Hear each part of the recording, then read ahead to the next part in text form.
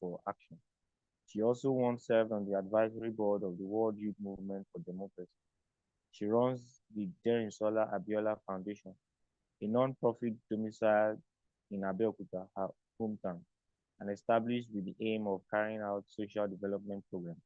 She is currently the Senior Special Assistant to the President on Citizenship and Leadership. Students, the clapping ovation in the chat box. Please make welcome our speaker for today, Ms. Risola. Ms. Risola, if you are in the class, the floor is yours.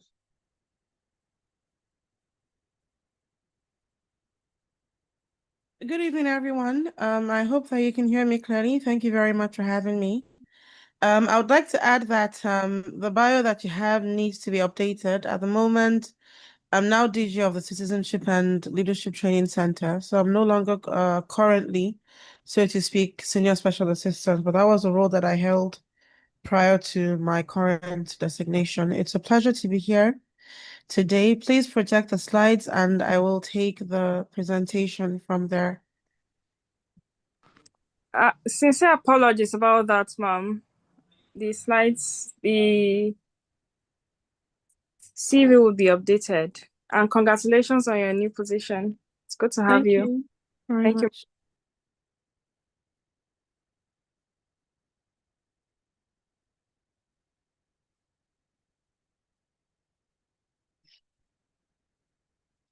So as previously stated, today's presentation is on challenges that young people face in politics. I've been in politics for a while as a young person.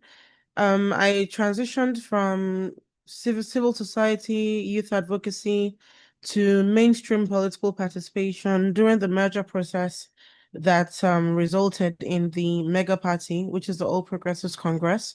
So it was around 2013, 2014 that I made the move. So I would say it's been 11 years. So my insights that I'll be sharing with you are from that experience that I've had and what I've learned so far that I believe other young people who are curious about political participation might want to know. So first slide, please.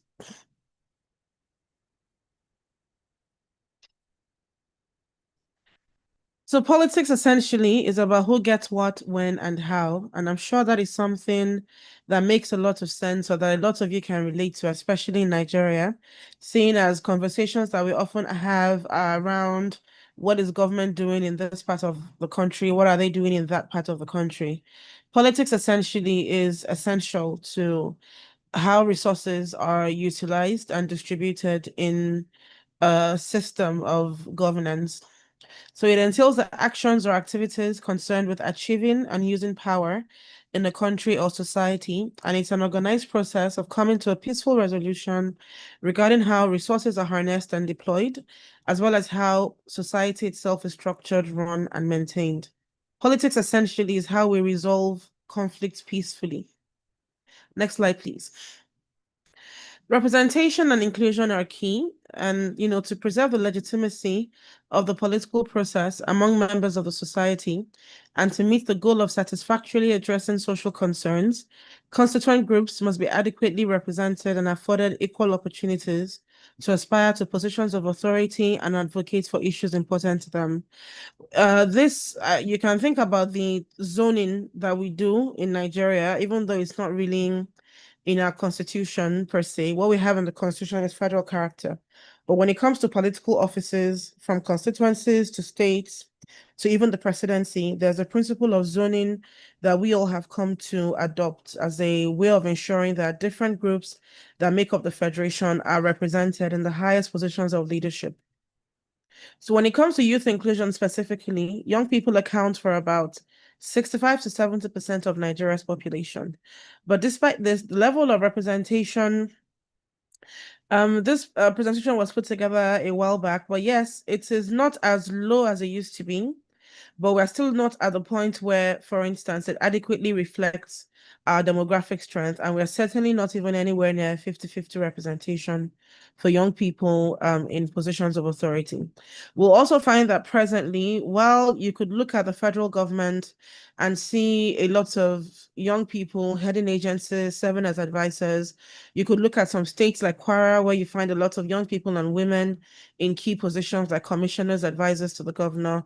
You could look at a state like Lagos, where you also find a number of young people and women, but you'll find that that is not the situation everywhere across the board. So as it is, we are still struggling for adequate representation for young people.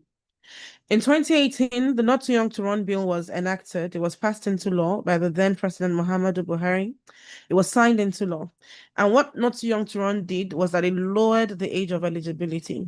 So while we've had increased number of young elected officials since then, what it's also done, even though it lowered the age, is that there are some people, it lowered the age to 25. There are some people who, despite not being previously excluded, what Not Young to Run did for us was that it energized the youth, and we had more young people coming forward to signify interest in political office, even though they were already maybe above the age of 30. And we've seen that as well in the uptick of young people elected into the House of Representatives and state parliaments. Many of them are above 30, but we do have some numbers below 30 as well, with the most recent example being Honorable Rukayat Shitu, who was elected at 26 into the Kwara State House of Assembly. What Not Young to Run has done is also that it has had the ripple effect of increasing the number of young people appointed into positions, because we had a nationwide campaign of young people coming together with one voice to call for enhanced inclusion. So even for those that were previously not excluded, like appointed positions did not have age limits, for instance, but since Not Too Young to Run, there has been that understanding that there should be better representation for young people. And we've also seen more young people, get into appointed positions since then. Second slide, please. Or next slide. So there are different pathways to power. There's the running for office, which is the most popular one, with young people who say they're interested in politics. There's also appointments, which entails, for instance, the role I occupy is an appointed position. I've only ever occupied appointed positions, but appointed positions also offer you the ability to make change and to influence policies. So whether you're working in an advisory capacity, maybe like a special assistant, senior special assistant, special advisor, to somebody with administrative power, you can influence their decisions with the advice that you give, or whether it's you who heads the agency, like I now head an agency after having served in an advisory role. It also gives you the opportunity to be able to drive reform within the sector that you're in. So I'm dwelling on this so that we also understand that appointments are a very powerful way to also make change. And that's because running for office has a lot more challenges attached to it. Both are challenging anyway, but running for office presents, a totally different set of challenges in that there will be there are a lot of people who are in politics, and there's only a finite number of those that can be elected at any given time. So the odds of being elected are not as high as most people would think. So it's very important that we understand that there are options to consider. Another option, of course, is to seek political power or political influence through the political party system. Our political parties are also quite powerful. So you'll find that if you're able to maybe occupy the position of a youth leader or a women leader or an organizing secretary, legal advisor, ex officio, these are positions that could actually allow you to also drive change from within your political party system, provided you're able to harness that opportunity well and also mobilize the kind of support and resources that you will need to be able to actualize your agenda. Next slide, please. So what are the major challenges faced by young Nigerians in politics? There's the issue of strategy. Say, for instance, people wanting to participate, but not quite knowing how to go about it. And then there are those who maybe get a foot in the door and aren't able to, really manage things well enough. There are people who sometimes decide on doing something that doesn't really quite work out for them. So there's the issue of that engaging or wanting to engage without quite knowing how to. So that could affect how much motion a young politician is able to make. May God guide us all.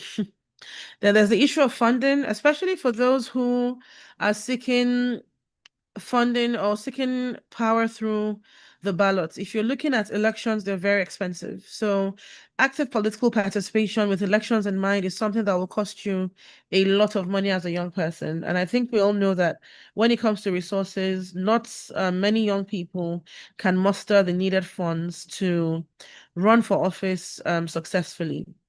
Some have the money that is required also, because there's a flip side to money as well. You could have all the money that you need and still not be able to engage successfully within the system. So yes, money is a challenge, but the presence of money does not entirely eliminate the challenges within the political party or within the political system, especially as far as elections are concerned. For young people who are also just trying to get appointed positions, it could still be quite expensive to participate at certain levels. Say, for instance, you want to be involved in a campaign. If you don't have maybe somebody to fund you or you want to support your candidate, a lot of the time you will need to commit personal resources to many of your activities, especially say maybe you start a group, you're yet to find a sponsor, you're canvassing for your party, where you're from. These things cost good money. So you don't actually have to be running for office or politics to be expensive. Just being an active party member is something that could cost you money. So when we look at party systems and processes, that is a challenge for a number of young people as well. Take, for instance, the major political parties. If you want to occupy a leadership position, say within the party, it's very important that you have the endorsement of your governor, because essentially it is considered that the governor is the leader of the party in the state, except in cases where maybe there's somebody with a lot of influence who is in charge of that party within that state. So if, for instance, it's the governor or that person that decides who will represent the state in positions of authority within the political party, if you don't have that endorsement, it could be very difficult for you to emerge, because the way it's done usually is that a lot of these decisions are made via consensus, and consensus is a valid way of reaching agreements and filling leadership positions within political parties as well. So if you're not properly aligned with the structures that have enough power to drive that consensus, it will negatively affect your ambition. So those party systems and processes sometimes are against young people because, they're still trying to navigate the system, or maybe even they have found their footing, they're very well connected within the party, but as long as they're not the choice of that major power broker or that major power block, it can affect their ambitions and their aspirations. Another thing is there's a lot of horse trading that happens when these positions are filled. Say, for instance, we have a party called the PPP political party, and they want to fill positions within the national leadership of the party. So if they have maybe 20 governors from different parts of the country, they all sit down amongst themselves and they say, okay, this is a position that I want to come to my state. That is a position that you will take in your own state. If as a young person you're aiming for, say, national women leader, and the governor of your state or the leader of the party in your state says the position they want is organizing secretary, you can see how that will be a problem for you for that particular ambition. So we'll talk about how you can manage those kinds of things as we go ahead as well. And then enabling policies. Yes, we have a law that says lower the age of eligibility to 30 or to 25. But at the same time, we don't have a law that says young people have to occupy a certain proportion of elected or appointed positions. So while we have enabling laws that let us run for office as young people, there is nothing that actually guarantees that inclusion. So we still have to enter the field, and we still have to play the game, and we still have to aim to win. So it's not always going to be easy to navigate, but what it means is that we have to learn very fast and we have to be very strategic with the way that we engage. There's also the issue of cultural bias. If you're from a community where maybe as a young man or a young woman, you're out of school, you're doing well. It could be that maybe you're not married yet, and then you want to run for office, and your elders in the community start saying, ah, this one is not married, though. Our daughters will not be safe if you should enter this office. We've had cases like that where promising young people have been left aside or not supported by leaders within their parties because of things like, oh, you're not married yet. We've had cases where people go to engage in their communities and they are told, ah, but how old are you? Aren't you too young?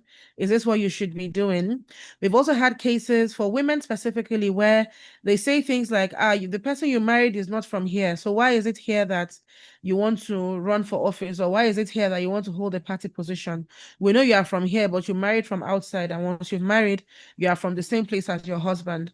Meanwhile, they will tell you in a lot of cases where the same husband is from that, yes, you're married here, but we have our own people who are originally from here. Although we have had cases of women running for office successfully in places they married into, but that's not the case for quite a number of other women who attempted. So that there is that cultural bias as well that affects young people and their aspirations. And then the issue of violence. For a lot of people, I've had one question that I often have young people ask me when I have conversations about political inclusion is, oh, but politics is violence. What do I do in terms or in cases of, when there is violence in a heavily contested situation? And to this, I say that our politics is a lot less violent than it used to be, because I remember many years ago, when we had just returned to democracy, I was much younger then, but I do know that there was a lot of fear that surrounded the conduct of elections. And it was very common to hear about people being murdered, at polling units or on election day. It was really very violent. We still have pockets of violence now, but violence in the elections is not as widespread as it used to be. And I would also say if you're gunning for anything that could expose you to any level of danger, please also have a security budget. So you have like security um agencies, supporting you. For women running for office, they're entitled to protection by the Nigerian police. There is a desk that handles that. But as a young person as well, in certain circumstances, you could approach the civil defense now, for instance, if you know that you're involved in something that could expose you to danger. So when you're budgeting for your political engagements, it's important that you also have a budget for security because that is also key. And lack of access and mentoring, that is a major challenge as well. And to this, I advise young people to be on the lookout for opportunities where they could get the much needed guidance, on their political, on public service and their interest in political participation. So platforms like this are very important. They help to at least broaden your horizons, correct a few misconceptions, enlighten you on how best to go about getting involved in the system. So self-development is also key because usually these fellowships and these programs have relatively high entry qualifications or requirements. So it's key that you also work to develop yourself because we also want a crop of leaders in future who are very well qualified. And that's what these leadership development fellowships also look out for. And excessive monetization, it's linked to the issue that I raised about funding earlier, but excessive monetization is particularly of concern if you want to run for office. There are people who consider politics as their own job, so they earn a living by engaging aspirants. Such people are often not very honest with people who come to seek their insights. Oh, I want to run for office. What do you think? They will tell you whatever it is that they think you want to hear because they're expecting to get something from you. Some leaders are not like that. Many are not like that. But for those who consider politics their mainstay, their bread and butter, so to speak, especially at the, grassroots, the lower levels, you could find that many of them could be quite cunning because they expect that you would spend. And it's also cultural in a certain way because it's expected that at every step of the way as an aspirant, you spend money. You go to tell your local government or your ward, first off, you start from your ward, you go to your ward to state your intentions. It's expected that you give a substantial amount of money. You go to other wards to engage them, you give them an amount of money. You go to your local government to engage and, formally declare your intention, you give them a lot of money. So at every step of the way, it is expected that you do the needful, so to speak. You have to spend money. You call for a meeting, you spend money. Anything at all will cost you money, especially if you're running for office. And that is a major challenge for a lot of young people. Next slide, please.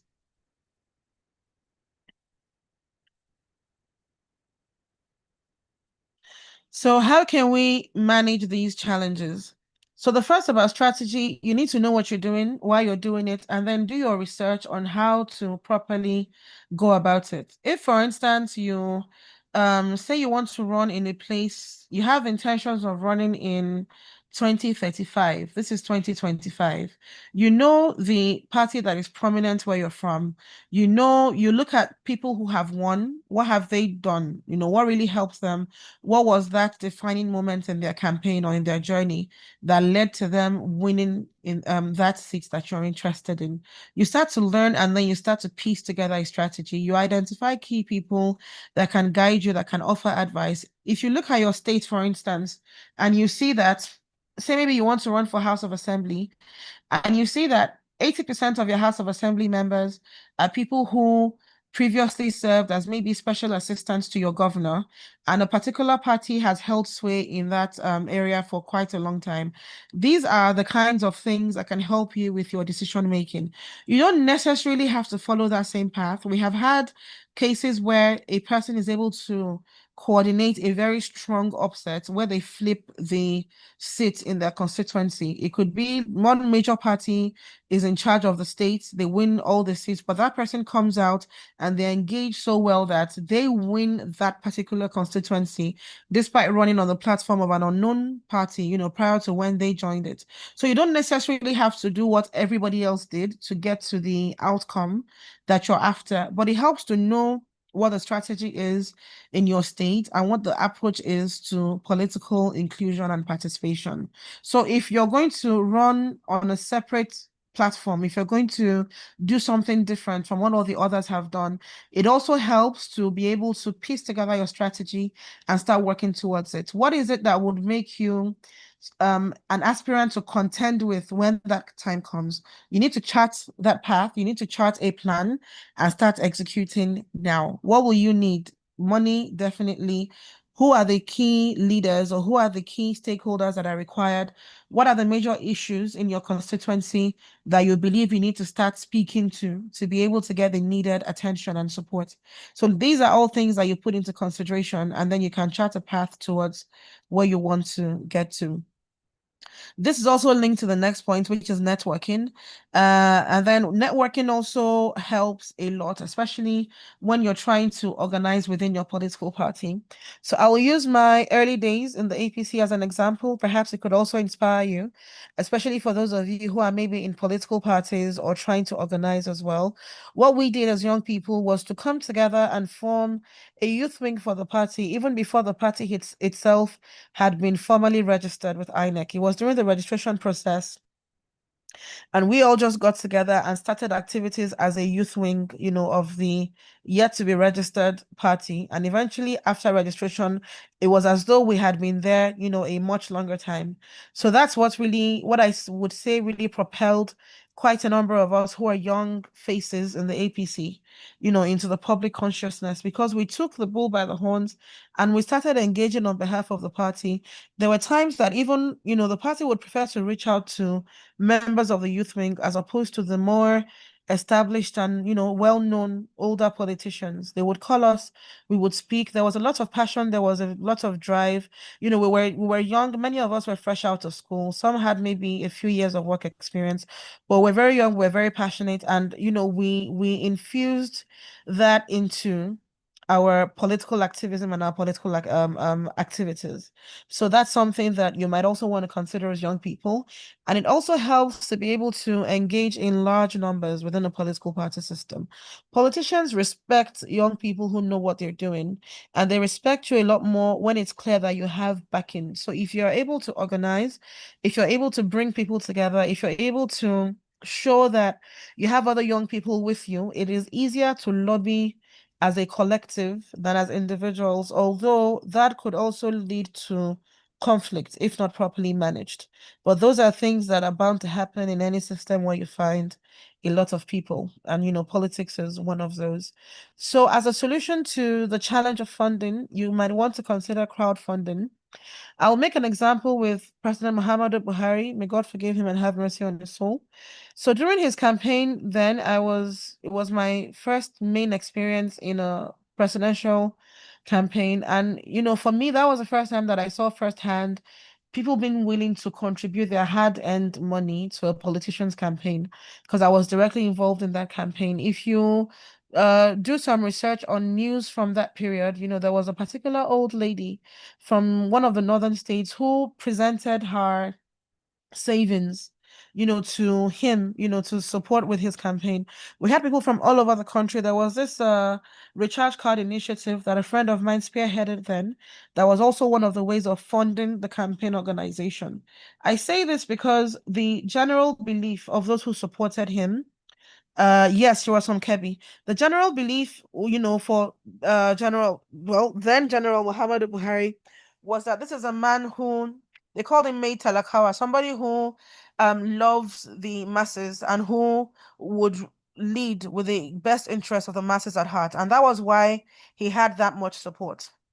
That was why they believed so much in him that they were willing to give him their money, even though they were not particularly wealthy on their own. And I say this so that you also understand that as young people, when we decry the high cost of political participation and say that, in democracies across the world, in advanced democracies, nobody expects a candidate to fund their own campaign.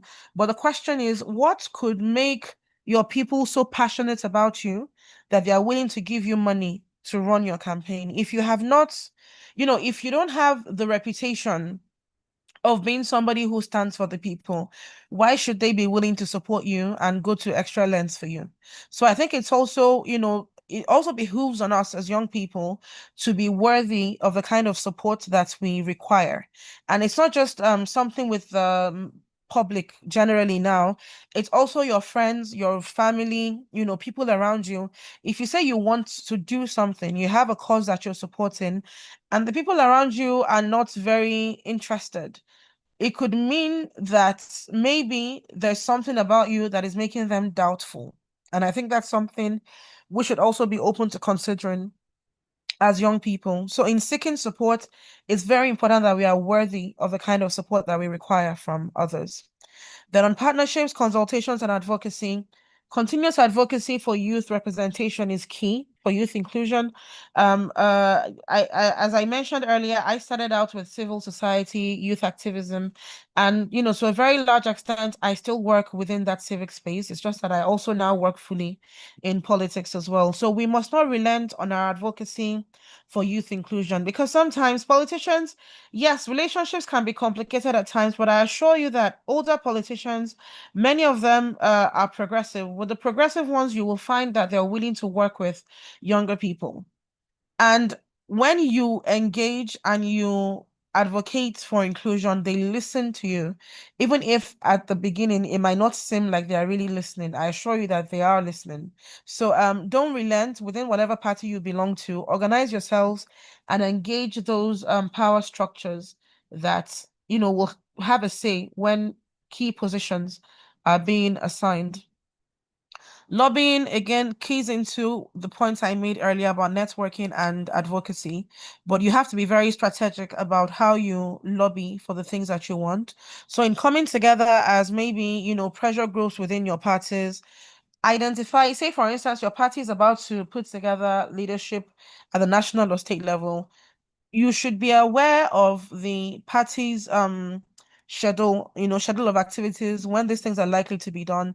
Start your engagements early enough so that they are aware of the fact that, okay, this is a formidable youth group in this state and they want representation in this and this and that. That you might not get everything that you're aiming for, but the acknowledgement and the recognition will be there. Worst case scenario, you might get one or two positions for your group, but it's better than not being properly represented at all. And then in terms of security, there is law enforcement. I mentioned earlier, if you need to apply for enhanced security, approach the civil defense. For women, who are running for office, there is provisions as well. I know there's a gender desk in the MPF, but civil defense, during my time, it was civil defense that I worked with anyway. And now that with a presidential order, it's the ideal structure to work with for those kinds of security needs. Also, there should be more in terms of prosecution of people who engage in infractions, especially around political activities like elections. And mentorship is also very key. And again, I would want to commend the Electoral College for putting this initiative together. And yesterday I was with the fourth cohort of the Legislative Mentorship Initiative, which is an initiative by the Chief of Staff to the President, Right Honorable Femi Gbajabiamila. Platforms like that are key to closing the mentorship gap. I know the barrier, there's the LGLA in Lagos as well, the Latif Jakonde Leadership Academy. Kaduna State had the Kashim Ibrahim Fellowship. Barriers to entry, because there's a lot of competition, barriers to entry are high usually for these initiatives, but it's key that we seek out these opportunities. And also within our communities, we strive to forge relationships with key leaders that we can learn from and who can also help us along in our political journey. Next slide, please. I think that should be the last slide. So this is for comments, questions. I think there's a question in the chat box. I saw something saying questions. So at this point, I would be happy to take any comments from the team.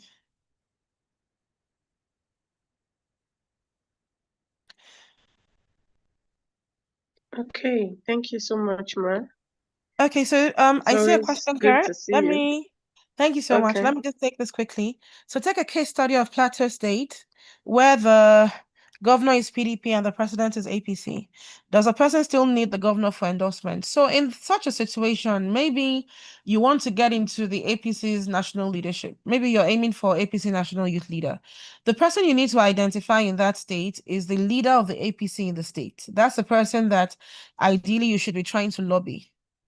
So if the governor is, it's the same thing, say maybe in Abia State where the governor is from Labour Party.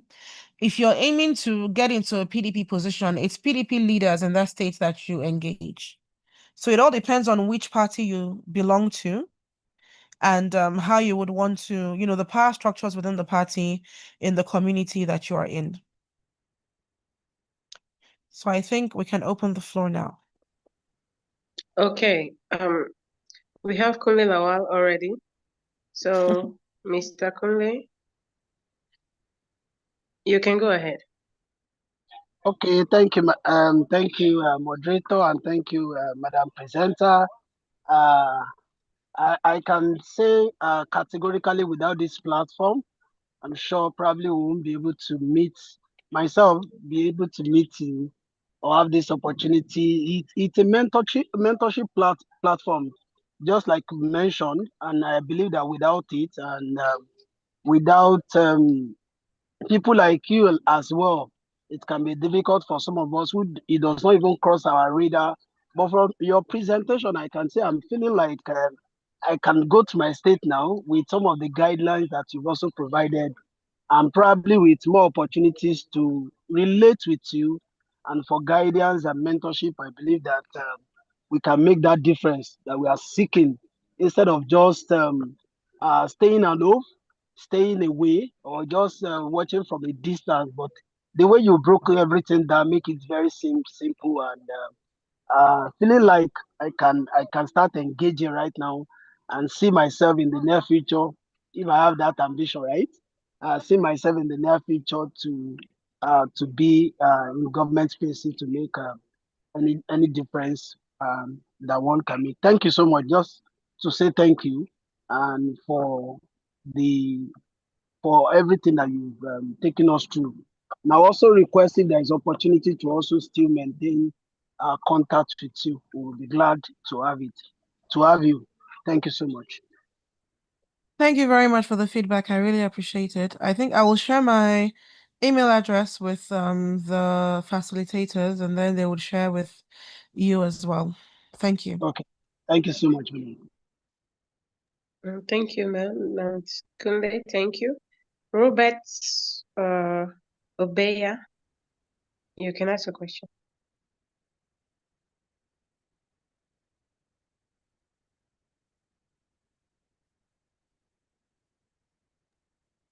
Robert, are you there? Okay, let's go to Prosper. Prosper, go ahead. Good evening, dear facilitator, and good evening, class. Mm. So my question is, so in the situation where you try to reach a certain leader, but the leader is not open for for any for who does not know yet. Maybe you're not a known name in the party, but you want to be known by the leader. You want to work with this leader, and he's not open.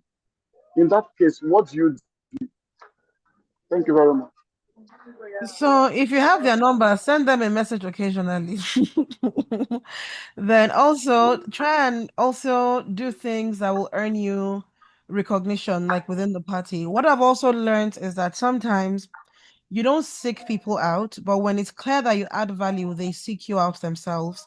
So in our early days, in the APC Youth Wing, I was doing a lot of media engagements, and I had a particular, very powerful woman in the party at the time reach out to me after an interview of mine that she saw because she was very impressed with the way that I spoke. I've also met people, even recently, in recent times, that when they talk to me, they make reference to the public engagements that I had as a young person promoting the APC in my early days of joining politics. So I think try to also just make yourself a lot more visible, add value in a way that adds value to the party. You can leverage on media. I know that Facebook is very popular in the grassroots, so you can leverage on that to be sharing your political views, canvassing for the party, promoting the party, and do it in a way that it shows that you have something meaningful to add to that party. It's also key that in your ward, I think I skipped mentioning this, but politics essentially, if you're doing active politics, you have to be known in your ward. If you don't live in the state that is like your state of origin, wherever you are, just find the party leadership in that ward and engage them. In some political parties, it's a bit hard to join the party. The register is not readily available. They have times when they open their register, but start cultivating those relationships now. You can start attending the meeting so that when the register is open again, they know that, okay, this person has been here, and then they are willing to actually get you to enroll to join the system as well. So just message them occasionally. Don't do it in a bothersome way where they archive you on WhatsApp or block your number. But you can just introduce yourself, just send a text message, concise, introducing yourself, stating what you want. I'm a young person, you can state if, for instance, me, I would write something like, my name is Risola Biola. I'm an advocate for gender equity and youth inclusion. I have a background in economics, professionally in public relations. I believe in the nation Nigeria. And I would be honored to learn from you, that kind of thing. I'm seeking your mentorship and guidance in my political journey, as I believe that there is much that I have to offer this country. Tell them why, particularly, you want them to mentor you. But I'll be honest with you, because even at this level, there are times that I get requests and I'm overwhelmed. So I know that for a lot of leaders, it's a bit overwhelming sometimes because they already have so many people that they are mentoring, but just be patient, and be persistent in a non-pushy way, and you never know, he just might respond. And also work on being, adding value, like I said. And meanwhile, the fact that you're focused on one person does not mean that you cannot still learn from somebody else. So in the meantime, if you find an opportunity to connect with another leader, maybe not as prominent, but also, influential within the system, please learn from that person as well.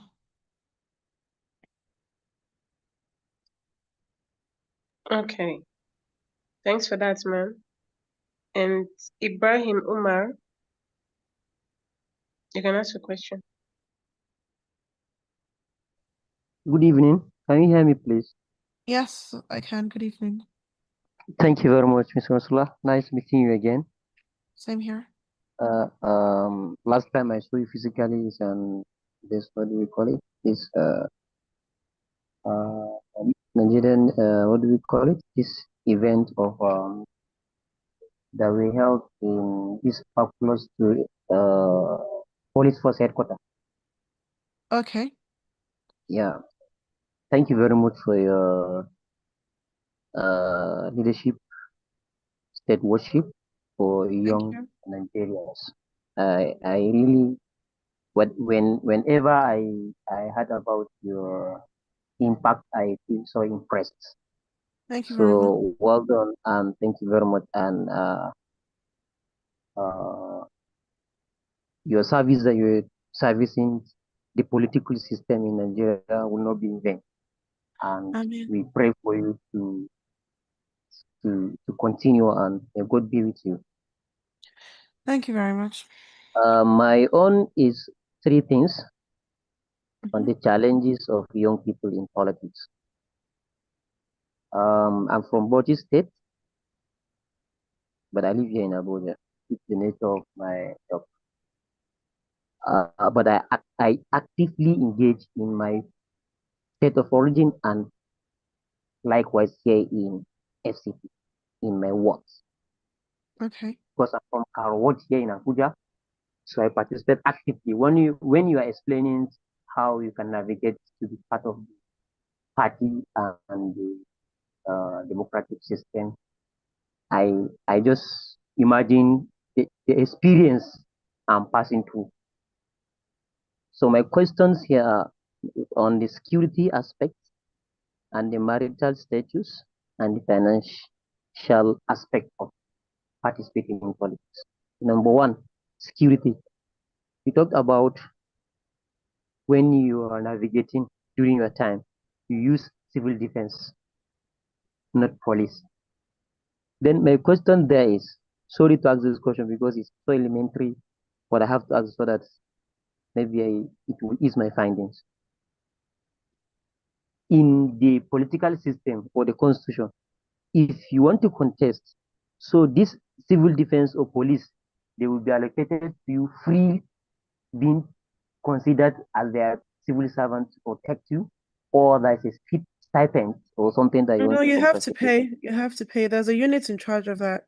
So if you request for security, you have to pay. Okay, thank you very much. Then the Yes. marriage status, I experienced that, and most of our people get that, most especially the female gender. That you come, or most of them, even the males, because you come, they will see like they have this mentality of that. If you are not married, you're not responsible.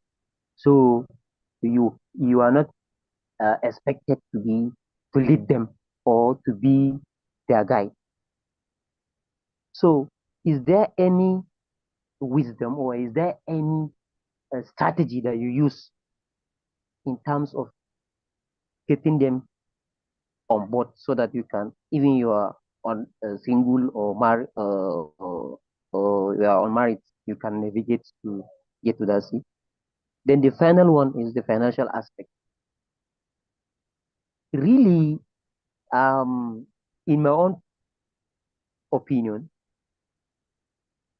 finance will not be the obstacle for young people to be in the political system. My reason is if you are actively engaged and you have a value that you are adding, not until when you want to contest in the system.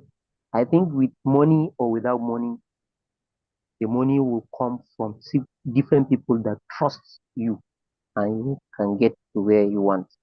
My clarity is there that let the young Nigerians know that money is not an obstacle point.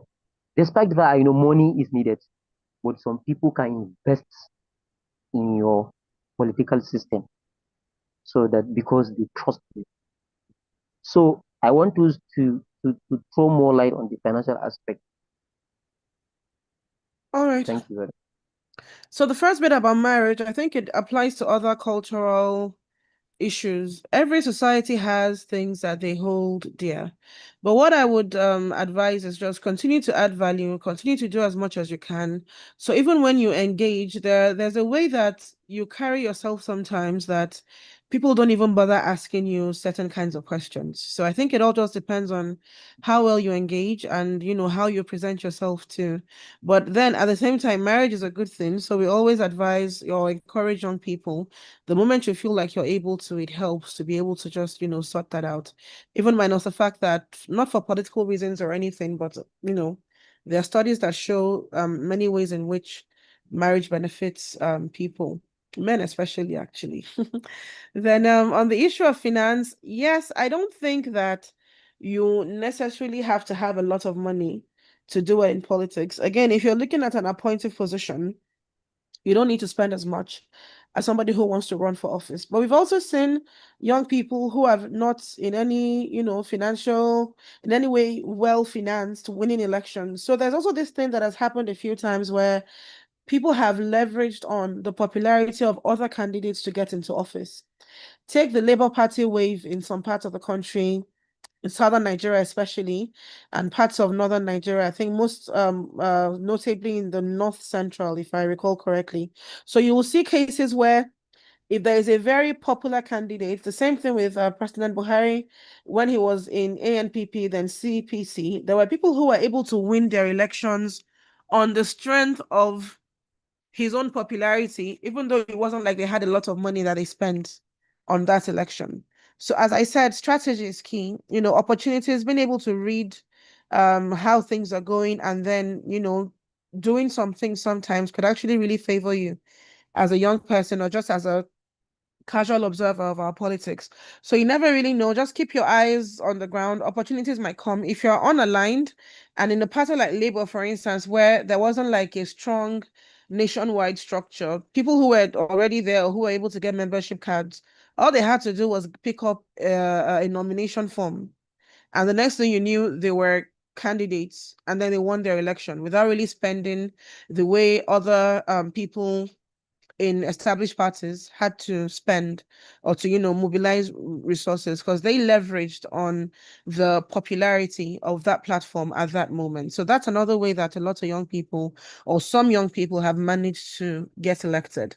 But again, if you add value, the point you made about people coming to support you if they see that there is value, that's also key. But then again, I said it earlier that if we're saying yes, crowdfunding is key and it's important to be able to draw support, but we also must be worthy of the support that we expect. So if you're just a quiet person, you're not contributing to your community, you're not contributing to your party, nobody knows you, that support is not going to materialize out of thin air. You must be worthy of it. So that's another thing to consider as young people. Okay, thank you, ma'am. Victoria, I'm going to ask you to unmute, but please, for the rest of you, try to summarize your questions so that other people will be able to get a time with our facilitator. Thank you. Good evening, ma'am. Thank you for the lectures. Ma'am, when you were talking about the challenges, when you got to the cultural bias, you talked about challenges of someone going for a position and marriage being a barrier because of probably like indigenization.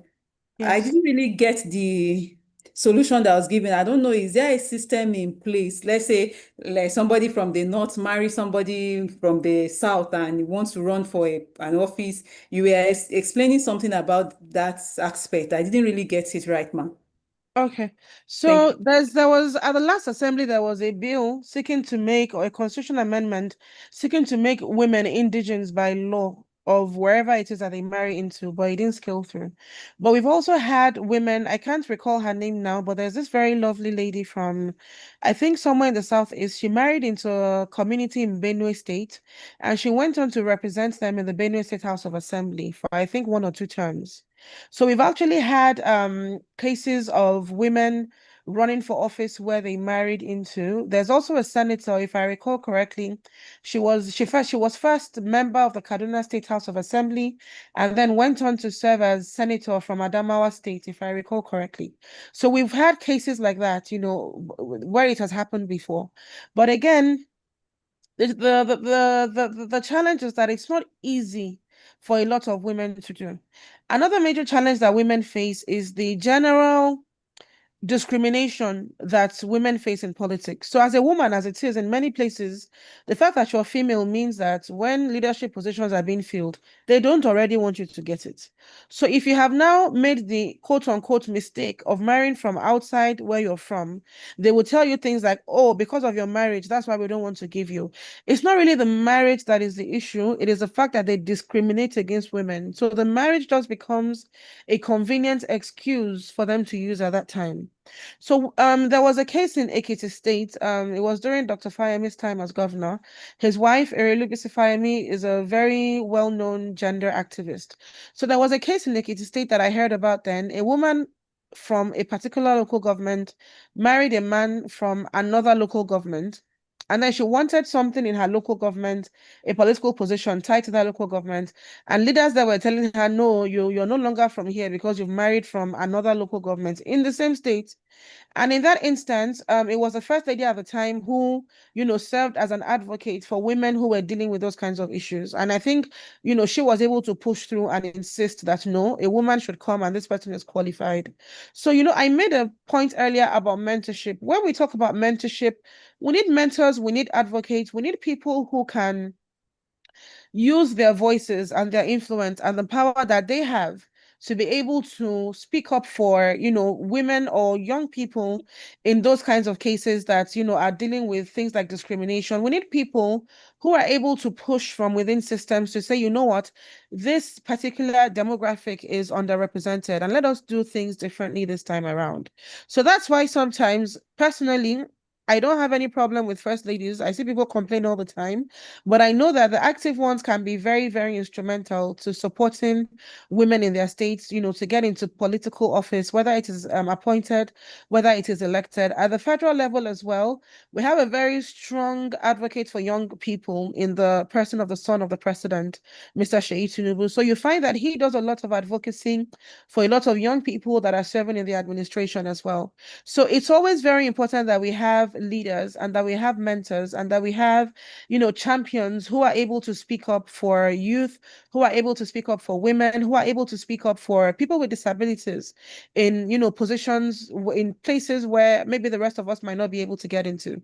Because it is through their work, especially the way our system is currently, it is through their own efforts that they try to ensure that people are not being discriminated against simply because of their gender or their age. So that helps a great deal. So if you're going to be a woman in a tough political terrain, it helps to also identify key women leaders within that terrain who are able to use their influence to support other women. Women's issues in politics are quite peculiar in that we have to deal with, added, discrimination simply because we're women. Young men have it easier somehow because they are men. It's expected that leadership positions are filled by men. So for us as women, we need to even go the extra mile of organizing and advocating and ensuring that we do a lot of stakeholder engagements. Thank you, ma'am. But basically, don't agree. Just basically, that's it. Just don't agree. Scatter everywhere. And look for people that can scatter everywhere with you at higher levels. Thank you, ma'am. You're welcome. That's amazing. Thank you, ma'am. Celestine. Celestine, go ahead.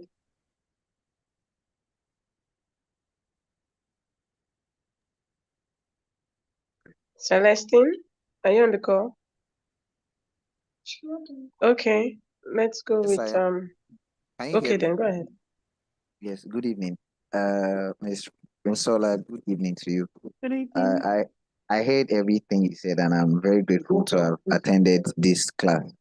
Please, I'm very grateful to have attended the class. I wanted to ask this question. I want to make it very specific too. So my one of my mentors, Barrister Titi Lokbe Anifo, she would always say, "Do not inherit your leader's enemies." So for someone like you who is working with someone who is very controversial, like the president is, you know definitely that they are very obvious competitions. Some of them they might even be young people who are similarly people that you know in government, but maybe in different parties or things like that. How and they are very good friend of yours or things of that nature. How do you manage and sustain those kind of relationships, knowing that you cannot shy away from those situations? So as far as I'm concerned, Titilapi Anifowoshe is like my sister. I've worked very closely with her. She's a brilliant young woman. But there are Oh, certain things that, yes, we're quite close. So when they say don't inherit your leader's enemies, to me, it depends though. Because there are some kinds of enemies that, I mean, I wouldn't, personally, I don't really consider people. I can think of people as opponents, but not enemies per se. But there are people who don't know where to draw a line. And personally, thankfully, I don't have people like that in my own immediate circle. So I have a number of associates, friends who maybe don't belong to the APC or don't belong to politics at all. But I think the mark of maturity is being able to agree to disagree. You're within your rights to support any candidate you want. I'm within my rights to support any candidate I want. The problem arises when you think that you are right and I am wrong, and as such, you have to impose your opinion or your will on me. If I also try to impose my opinion or my will on you, then I am wrong and I am out of order. So that's one thing that I think is very key for us to understand as young people. That said, personally, I don't see what is controversial about Mr. President. For those of us who supported him during the campaign, I had always been of the opinion that as a leader, if you look at his track record, he had a track record of platforming and empowering others around him. And somebody like that, if he gets to that kind of position, I believed very strongly that we would see very strong youth representation in his government. And he has proven me right. So personally, I'm very happy with the choice I made, not because I am serving in government, but because I see so many young people serving in government, and a good number of those people are young women and they're in positions of authority. And my own advocacy politically has always been centered around young women's political participation. So to me, that is a really big deal. And I'm happy that it is happening during the tenure of a candidate that I supported. So politics is, how do I put it? It's essentially you're within your rights to decide this is how I want things to be done, and then identify which party or which candidate, best aligns with that perspective. You can go to the ends of the earth for that person, campaign for them, but it's very key that as young people will learn to respect each other's opinions. If you look at the older politicians, they might come out and write all sorts of statements about each other, but when the time comes to work together, you will see them working together. In a few years, you might find a few older politicians that are, the opposition now in the same political party, and everybody will be working together as if they never had any divisions between them. I think it's something that as young people we might want to observe, not necessarily learn from it, but it's something that we might want to observe, and it's something that we might want to use to also moderate how we manage our own relationships. Political choices are not things that you shame people for. They're not things that you threaten people for. They're not things that you cancel people for. There are things that you respect. It is debate. The better side eventually will win. And if for any reason many of us now as young people on the different sides of the divide might still fall back together in future working together. And as far as I'm concerned, any young person in any political platform who is there as an advocate of young people is a friend of mine, because ultimately what we're all working towards is enhanced youth inclusion for young Nigerians. So if you believe your platform is how that will happen, you're fully within your rights to be there and to support that party and to give your all to it. That is my own position. Okay, thank you, ma'am. We still have Robert Obeya. I hope you are on the call now. I have to go Yeah. Robert, you soon. can go ahead. Hello, Maybe are you five hearing more me? minutes from my end, please. Okay, Hello. ma. Robert, can you make it quick? Thank you. Yeah, very quick. I want to commend you for the presentation. Mine is also contribution. This contribution. You have mentioned challenges ranging from funding to I'm sorry, but I can't hear you. The connection is breaking. Yes, I can't hear him too. Robert, can you put it in the chat? Maybe we'll see it. We can't hear you. Okay, okay. Good day. Good day. You can go ahead. All right, thank you very much. Good evening, ma'am. Good Good evening, evening. gentlemen, and other respected colleagues. Mine is just an appeal. Haven't enjoyed the lecture so far, another lectures because the facilitators have been really wonderful. They're amazing. So she made mention of something about, if I get correctly, mentorship, and where she also mentioned about the Right Honorable Femi Bajabiamila. So I want to appeal that if there are opportunities regarding mentorship, because I came across a flyer one certain time, an announcement, though it was late for me and I could not apply for want of time, regarding a legislative mentorship training organized from the office of the Right Honorable Femi Bajabiamila.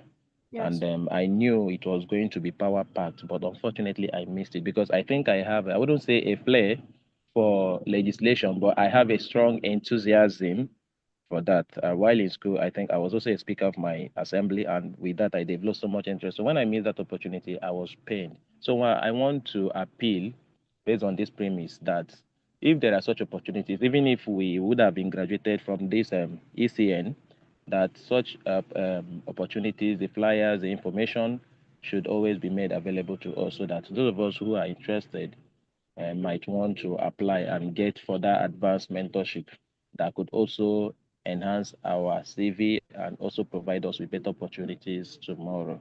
Thank you very My much, ma'am. brother, my response to that is going to be very direct, right? If you want these updates, I think you have to be very proactive about seeking them out. Try and look for the legislative mentorship initiative. Just Google them. You will find a Twitter account. You might find them on Instagram, maybe even Facebook. You will find a website. Google these things and then see how you can also keep tabs on them. If you follow the Twitter account, for instance, by the time they put out a call for applications again, you will see it. So I think you also need to be a bit more proactive about seeking out these opportunities because we can't always wait for people to share these things with us. I mean, I'm sure they will do what they can, but I think if you've identified, some of these fellowships that you're interested in, LMI takes in fellows every year. This is the fourth one. I think they had their graduation today. So just follow them. I'm sure that by the time they put out another call, you'll see it. There's a Latif Jakonde Leadership Academy in Lagos as well by the Lagos Okay. State Government. It's also a leadership development program for aspiring public servants. Just LGLA Academy, they're on Twitter. So it's very easy to find these things and stay updated about them on social media. You could go to Google and, search for key public service leadership development fellowships in Nigeria or even across West Africa, across Africa, because there are quite a number of them. So I think you also need to be quite proactive about this thing. So you can also see what the criteria are, and then also start to build the kind of profile that would make it easier to get into these projects. You could try to maybe volunteer for organizations because those kinds of experiences also help a great deal with getting into these kinds of fellowships. So please be a bit more proactive.